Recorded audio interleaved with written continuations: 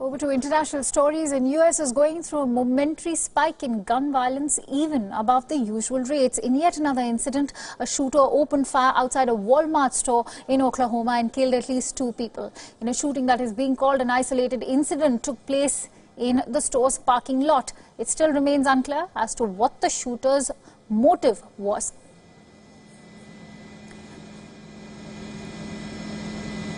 The shooter shot a man and woman, then turned the gun onto himself. This appears to be an isolated incident. It did not, I think it went out as there was an active shooter at Walmart. We want to make sure that everybody understands there was at no time anybody inside Walmart or anybody that had been threatened inside that business. And we'll make sure that that is crystal clear. This happened in the parking lot and appears to be an isolated incident between the 3 people who were involved.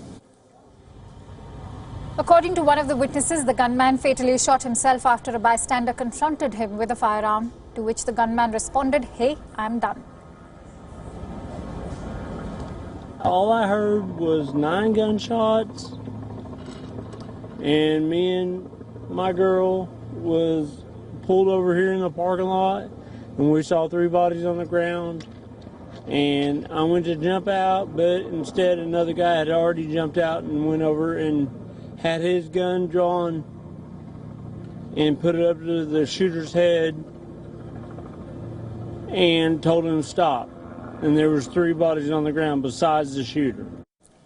This was a second shooting incident in the US in less than 24 hours. A backyard gathering of football fans turned into a bloodbath after gunfire broke out in California's Fresno that killed at least 4.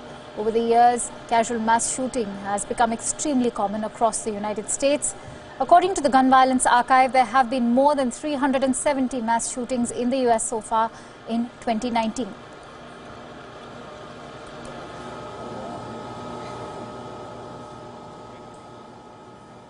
But it's not just gun violence that is plaguing the United States. It's a country that also has the highest rate of children in detention centers. This includes more than 100,000 children in immigration-related custody. That violates international law worldwide. More than 7 million people under the age of 18 are being held in jails.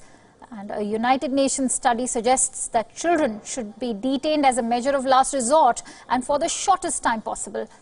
But remember, Donald Trump's administration has been criticized for separating children from their parents, especially at the US-Mexico border. This is in clear violation of the Convention on the Rights of the Child. However, US has completely denied this accusation. At least 29,000 children, mainly linked to Islamic State fighters, are now held in northern Syria and in Iraq. Experts suggest that even if children had been child soldiers, they should be mainly treated as victims and not perpetrators. They should be rehabilitated and reintegrated in the society.